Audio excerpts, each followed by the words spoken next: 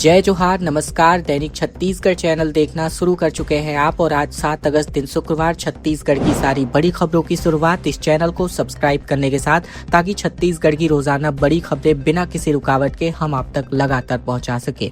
छत्तीसगढ़ में free movie ticket, 5 litre petrol, wifi और नौकरी दी जा रही है विधायक के द्वारा। बता दें, वैशाली नगर विधायक रिकेश सेन के द्वारा 16 बड़ी घोषणाएं कर दी गई हैं। दरअसल बड़ी खबर भिलाई से आ रही है, जहां वैशाली नगर विधानसभा क्षेत्र के युवाओं को ध्यान में रखते हुए विधायक रिकेश सेन ने शिक्षा, रोजगार, डिजिटल सुविधा और व्यक्तिगत विकास से जुड़े हुए तकरीबन 16 नई योजनाओं की घोषणा कर दी है। इन नई योजनाओं का उद्देश्य क्षेत्र के युवाओं को पढ़ाई, कौशल विकास, रोजगार के अवसर और आधुनिक सुविधाओं से जोड़ना है। विधायक रिकेश सेन की इस पहल में युवाओं के लिए निःशुल्क लर्निंग लाइसेंस, जन्मदिन पर मूवी की टिकट फ्री, जबकि जरूरतमंद विद्यार्थियों के लिए मुफ्त वाईफाई की सुविधा, 12वीं पास युवाओं के लिए निजी क्षेत्र में 10,000 रुपए मासिक वेतन वाली नौकरी की व्यवस्था समेत तमाम कई योजनाएं शामिल हैं। इन योजनाओं का लाभ वैशाली नगर विधानसभा क्षेत्र के पात्र जेनजी युवाओं को मिलने जा रहा है।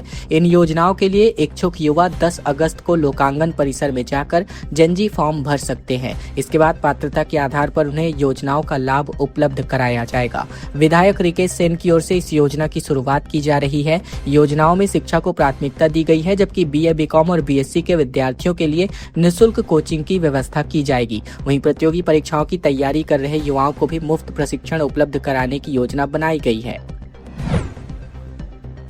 बेसहारा पशुओं को मुक्ति मिल सकती है, क्योंकि छत्तीसगढ़ में 1460 गोधाम बनने जा रहे हैं। इन गौठानों को अब पहली प्राथमिकता के तौर पर विकसित किया जाएगा। बता दें, छत्तीसगढ़ के प्रदेश में बेसहारा मवेशियों के लिए 1460 गोधामों की स्थापना करने का लक्ष्य सरकार ने रखा है। राज्य सरकार ने राज्य गौ सेवा आयोग को इसकी स्थापना की स्वीकृति दे दी है। प्रत्येक विकासखंड में उत्कृष्ट 10 गौठानों का चयन करके गोधाम को विकसित किया जाएगा। 408 में से 151 आवेदनों को प्रशासकीय स्वीकृति भी दी जा चुकी है।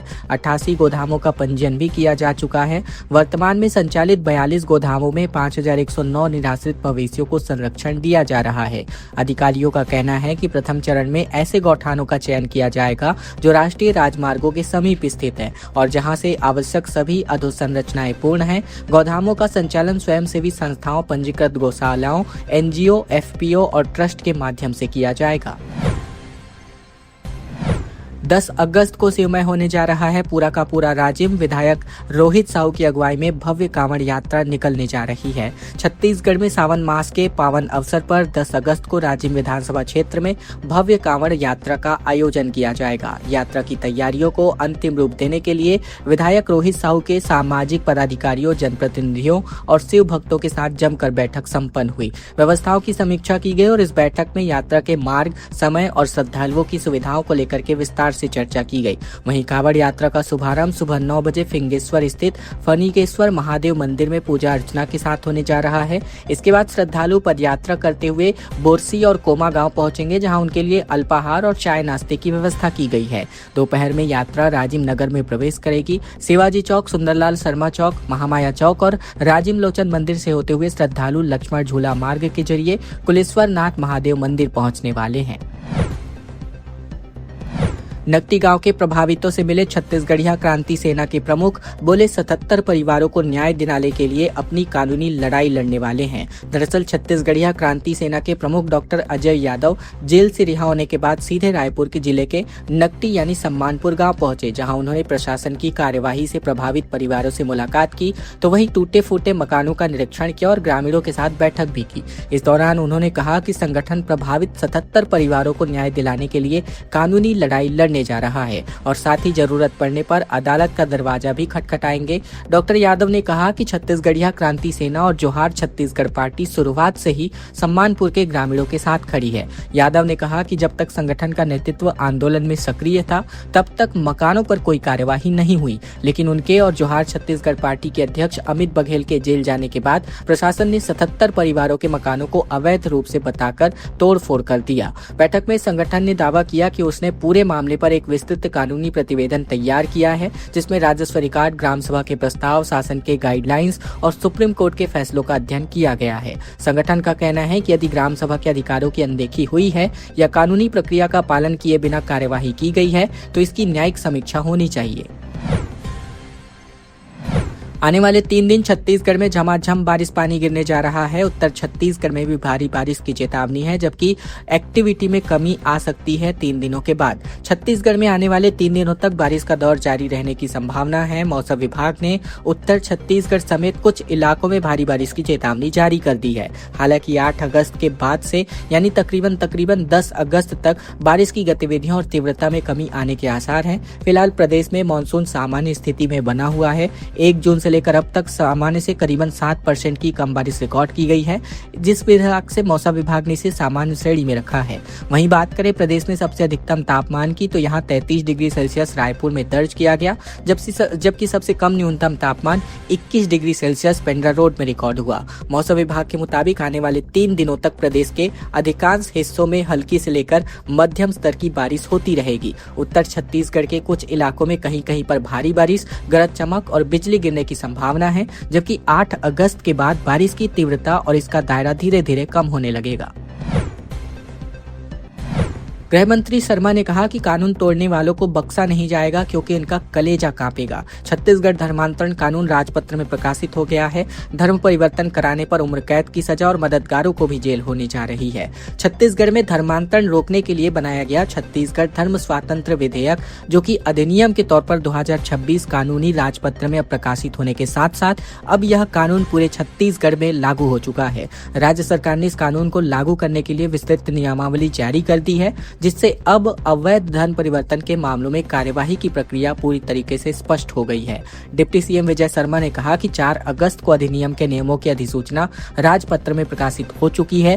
इसके साथ ही अब कानून पूरे प्रदेश में प्रभावी हो चुका है। उन्होंने कहा कि राज्य सरकार का उद्देश्य कानून का कड़ाई से पालन सुनिश्चित करना है और साथ ही अवैध धर्मांतरण पर प्रभावी रोक लगाना है। सरकार की ओर से जारी नियम 4 भागों में और 24 धाराओं में बांटे गए हैं। इनमें धर्म परिवर्तन की सूचना देने की प्रक्रिया से लेकर जांच, प्रशासनिक जिम्मेदारी, कानूनी कार्यवाही से जुड़े तमाम सभी प्रावधानों का विस्तार से उल्लेख है।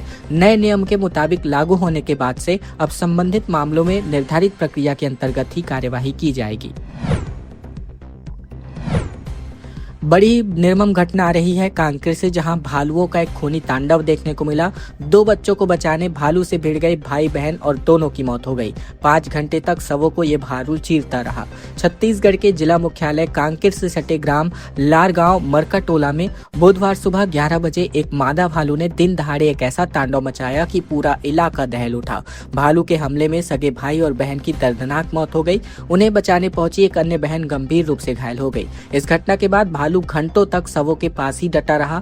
वह उन्हें चीरता और फाड़ता रहा। इससे इलाके में अफरा तफरी मच गई और करीबन 5 घंटे बाद रायपुर से पहुंची विशेषज्ञों की टीम ने ट्रैंक्विलाइजर गन की मदद से भालू को बेहोश किया, तब जाकर शवों को उठाया जा सका। वहीं एक अन्य घटना में नरहरपुर वन परिक्षेत्र के सिहारी नाला में देव बलिराम ध्रुव नामक व्यक्ति को एक अन्य भालू ने मार डाला। जानकारी के मुताबिक लारगांव मरकाटोला में आश्रम में रसोइया का काम करने वाली गोरसे जुर अपने भाई और 2 छोटे बच्चों के साथ वापस लौट रही थी, तभी ये हादसा देखने को मिला। बड़ी खबर छत्तीसगढ़ के कोरबा से, जहां लड़कियों ने कहा कि हॉस्टल वार्डन इनसे मालिश करवाती है, कपड़े धुलवाती है, कितना खाते हो कहकर प्रताड़ित करती है। दरअसल छत्तीसगढ़ के कोरबा जिले में स्कूली छात्राओं ने कटघोरा अंबिकापुर नेशनल हाईवे पर चक्का जाम कर दिया। सभी लड़कियां कस्तूरबा गांधी गर्ल्स हॉस्टल में रहकर पढ़ाई करती हैं। हॉस्टल वार्डन को हटाने की मांग को लेकर उन्होंने प्रदर्शन किया। ये पूरा मामला बांगो थाना क्षेत्र का है। छात्राओं ने आरोप लगाया कि अधीक्षिका शारदा नेताम उनसे जबरन हाथ पैर की मालिश कराती है, देर रात पूजा करती है और घंटी की आवाज से उन्हें परेशानी होती है। इसी के साथ ही खराब और कच्चा खाना देने का भी आरोप लगाया गया।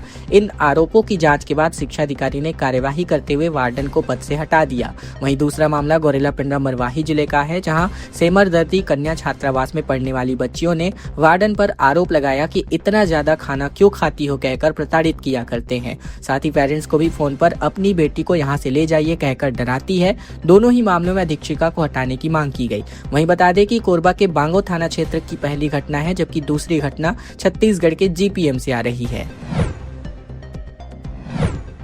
अब से आत्मानंद स्कूलों में मेरिट नहीं बल्कि सीबीटी के माध्यम से भर्ती होगी। पूरे प्रदेश के लिए एक ही परीक्षा होगी। डीपीआई ने परीक्षा एजेंसी के चयन की प्रक्रिया शुरू कर दी है। छत्तीसगढ़ के स्वामी आत्मानंद उत्कृष्ट अंग्रेजी और हिंदी माध्यम विद्यालयों में भर्ती की प्रक्रिया में बड़ा बदलाव किया गया है। अब जिला स्तर पर मेरिट सूची के आधार पर ही होने वाली भर्ती की जगह पूरे प्रदेश के लिए एक कंप्यूटर बेस्ड टेस्ट यानी कि सीबीटी आयोजित किया जाएगा। इस परीक्षा के आधार पर राज्य स्तरीय मेरिट सूची तैयार होगी और उसी के आधार पर ही नियुक्तियां दी जानी है। लोक शिक्षण संचालनालय यानी डीपीआई ने भर्ती परीक्षा कराने के लिए परीक्षा एजेंसी के चयन की प्रक्रिया शुरू कर दी है। इसके लिए गवर्नमेंट ई मार्केट प्लेस यानी GEM पोर्टल पर टेंडर जारी किया गया है। एजेंसी के चयन के बाद ऑनलाइन आवेदन आमंत्रित किए जाएंगे और फिर राज्य भर में सीबीटी परीक्षा आयोजित होने जा रही है। अब तक अलग अलग जिलों में जिला स्तर पर मेरिट सूची जारी होने के आधार पर ही भर्ती होती थी, लेकिन अब अलग अलग चयन प्रक्रिया होने के कारण कई तरह की विसंगतियां सामने आती थी। नई व्यवस्था लागू होने के बाद अब पूरे प्रदेश में सभी अभ्यर्थियों को एक ही परीक्षा देनी होगी और राज्य स्तरीय मेरिट के आधार पर ही यह नियुक्तियां की जाएंगी। इससे भर्ती प्रक्रिया में पारदर्शिता और समान अवसर मिलने की उम्मीद है। जांजगीर चांपा से बड़ी खबर, जहां बाहरी मजदूरों का पुलिस वेरिफिकेशन किया गया। 5 टीमों ने 130 संदिग्धों से पूछताछ की। दस्तावेजें खंगाले और फिंगरप्रिंट भी लिए गए। छत्तीसगढ़ के जांजगीर चांपा जिले में कानून व्यवस्था का मजबूती से पालन कराने और अपराधों पर अंकुश लगाने के उद्देश्य से कोतवाली पुलिस ने एक विशेष सत्यापन अभियान चलाया। 50 पुलिस कर्मचारियों की 5 टीमों ने दूसरे राज्यों से आए हुए मजदूरों और संदिग्ध व्यक्तियों की जाँच की। अभियान के दरमियान 130 लोगों को कंट्रोल रूम बुलाकर उनके दस्तावेजों का सत्यापन किया गया और साथ ही साथ फिंगरप्रिंट भी लिए गए। पुलिस की टीमों ने बनारी, पुटपुटा और तिलई साथ ही धनवा गांव के किराए के मकानों में रह रहे बाहरी मजदूरों का सत्यापन किया। इसके अलावा इंडस्ट्रियल एरिया और रेलवे स्टेशन के आसपास काम कर रहे करीबन 150 मजदूरों के पहचान संबंधित दस्तावेजों की भी गहन जांच की गई। अभियान के अंतर्गत 130 संदिग्ध व्यक्तियों को पुलिस कंट्रोल रूम लाकर अलग अलग पूछताछ की गई। उनके आधार पर कार्ड समेत अन्य पहचान दस्तावेजों का सत्यापन किया गया। भविष्य में पहचान सुनिश्चित करने और अपराध नियंत्रण करने के लिए सभी के फिंगरप्रिंट भी दर्ज किए गए। रायपुर में माता सीता के कथित अभद्र टिप्पणी मामले के बाद से बवाल मचता नजर आया। युवक के खिलाफ बजरंग दल का प्रदर्शन देखने को मिला और थाने पहुंच करके मुर्दाबाद के नारे लगाए गए।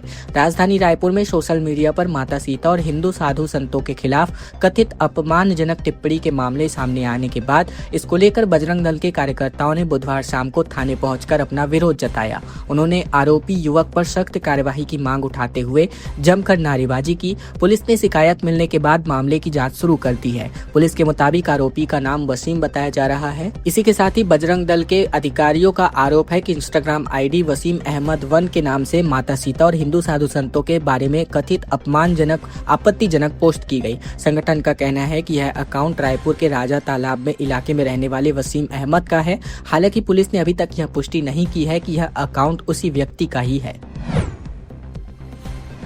बलौदाबाजार से बड़ी खबर, जहां तेज रफ्तार एम्बुलेंस पलट गई। 300 मीटर तक यह घिसटती रही, बिजली पोल से जा टकराई। रायपुर से उड़ीसा वापस मरीज को लेकर लौट रहे थे। बलौदाबाजार में रायपुर से इलाज कराकर वापस उड़ीसा लौट रही एक एम्बुलेंस कसडोल थाना क्षेत्र में कसडोल कटगी मेन रोड के आसपास ग्राम पीसीत के पास अनियंत्रित होकर के पलट गई। इस दुर्घटना में एम्बुलेंस में सवार 6 ओडिशा निवासी गंभीर रूप से घायल हो गए। ये घटना तेज रफ्तार सड़क पर करीबन 300 मीटर तक गहरी ये जो एम्बुलेंस है वो घिसकती रही, फिर सड़क के किनारे लगे बिजली पोल से जा टकराई। डायल 112 की टीम और स्थानीय ग्रामीणों की मदद से घायलों को बाहर निकाला गया। एम्बुलेंस में मरीज, परिजन, चालक और हेल्पर समेत कुल मिलाकर 8 लोग सवार थे। ये सभी लोग रायपुर से इलाज करवाकर बरगढ़ ओडिशा वापस लौट रहे थे। तभी दोपहर करीबन 12 बजे के आसपास पीसीद स्थित जायसवाल ढाबा के पास सड़क पर बने गड्ढे में वाहन उछल गया और इसकी वजह से चालक इस वाहन पर से नियंत्रण खो बैठा और एम्बुलेंस जाकर पलट गई और तकरीबन 300 मीटर तक घिसकती रही। कैबिनेट ने अपने 7 बड़े फैसले देखने को मिले, जहां नया औद्योगिक डिजिटल रोड मैप, 500 करोड़ से एआई मिशन, जबकि भारी मशीन बनाने का प्लांट भी अब छत्तीसगढ़ में लगने जा रहा है। बता दें, छत्तीसगढ़ में एआई और हैवी मशीन मैन्युफैक्चरिंग से एक नई औद्योगिक पहचान मिल सकती है। मुख्यमंत्री विष्णुदेव साय की अध्यक्षता में हुई कैबिनेट बैठक में राज्य के डिजिटल और औद्योगिक विकास विस्तार से जुड़े तकरीबन 7 बड़े फैसले किए गए। सरकार 5 साल में 500 करोड़ खर्च कर एआई मिशन शुरू करने जा रही है। वहीं भारत अर्थ अर्थ मूवर्स लिमिटेड राज्य में पहली बार भारी मशीनरीज निर्माण के लिए प्लांट लगाएगा। ये प्लांट मुंगेली के पथरिया तहसील में लगाया जाएगा। इसके साथ ही पीडब्ल्यूडी के निर्माण कार्य ऑनलाइन तरीके से होंगे और योजनाओं के पैसे की निगरानी के लिए सिंगल नोडल एजेंसी सिस्टम लागू होगा। बिजली कंपनी 200 रुपए करोड़ तक के बांड जुटा सकती है। राज्य में मिशन के अंतर्गत 100 AI डेटा लैब और 5 सेंटर ऑफ एक्सीलेंस स्थापित किए जाएंगे। 300 से ज्यादा AI स्टार्टअप को सहायता दी जाएगी, तो वहीं 6 लाख विद्यार्थियों को 1.5 लाख सरकारी कर्मचारियों को AI का प्रशिक्षण दिया जाएगा। सरकारी कामकाज को आसान और तेज बनाने के लिए 50 से ज्यादा AI आधारित सेवाएं विकसित की जाएंगी। बड़ी खबर मरवाही बिलासपुर वन मंडल की सीमा से लगे हुए पर जहां बंजारी घाट के आसपास एक तेंदुआ दिखाई दिया, सड़क किनारे नजर आया। वन विभाग ने अब निगरानी बढ़ा दी है। छत्तीसगढ़ के बिलासपुर पेंड्रा मुख्य मार्ग पर भनवाड़ टंग के घने जंगलों में सड़क के किनारे एक तेंदुआ दिखाई दिया है। बिलासपुर से पेंड्रा लौट रहे कुछ राहगीरों ने तुरंत तेंदुए को देख करके उसका वीडियो अपने मोबाइल फोन पर रिकॉर्ड कर लिया। ये वीडियो अब सोशल मीडिया पर काफी तेजी से वायरल है। घटना के बाद स्थानीय लोगों और इस मार्ग से गुजरने वाले वाहन चालकों में दहशत का माहौल है। भनवाड़ टंग का जंगल मरवाही वन मंडल और बिलासपुर वन मंडल की सीमा से लगा हुआ है। तेंदुए के सड़क पर बेहद करीब से दिखाई देने वाले इस मार्ग से गुजरने वाले लोगों की चिंता अब बढ़ती नजर आ रही है। लोगों का कहना है कि अचानक वन्यजीव के सड़क पर आ जाने से हादसे की आशंका लगातार बनी रहती है। प्रतिबंधित एनालॉग पनीर की तस्करी का मामला देखने को मिल रहा है। रायपुर स्टेशन पर करीबन 500 किलो एनालॉग पनीर की खेप को जब्त किया गया है। छत्तीसगढ़ में एनालॉग पनीर पर प्रतिबंध लगने के बाद अब इसकी सप्लाई जारी है। अभी तक इसके लिए ट्रेन रूट का इस्तेमाल किए जाने लगा है। बुधवार को रायपुर रेलवे स्टेशन के प्लेटफॉर्म नंबर 1 पर फूड सेफ्टी डिपार्टमेंट ने एनालॉग पनीर की शक में करीबन 500 किलो पनीर की खेप को पकड़ा। पनीर अमरकंटक एक्सप्रेस के जरिए भोपाल से रायपुर पहुंचा हुआ था। कार्यवाही के दौरान रेलवे और खाद्य सुरक्षा विभाग के बीच जिम्मेदारी को लेकर करीबन 4 घंटे तक खींचातान मचती रही। इसके बाद खाद्य सुरक्षा विभाग ने पनीर के सैंपल को लेकर उसे सुरक्षित रखने और फ्रीजर में रखवा दिया। टीम का कहना है कि जांच रिपोर्ट आने के बाद आगे की कार्यवाही तय की जाएगी। बुधवार सुबह रायपुर रेलवे स्टेशन पर 10 बड़े डिब्बे में अमरकंटक एक्सप्रेस उतारे गए, जहां बता दें कि इसमें से करीबन 500 किलो एनालॉग पनीर रखे होने की जानकारी विभाग को पहले ही मिल चुकी थी। खाद्य सुरक्षा विभाग और रेलवे अधिकारियों की टीम स्टेशन पर पहुंची और खेप को जब्त किया गया। धमतरी से सैनिकों के लिए 14,000 राखियां भेजी गई। ऑपरेशन रक्षा सूत्र के अंतर्गत जवानों को यह बहनों का प्यार भेजा गया।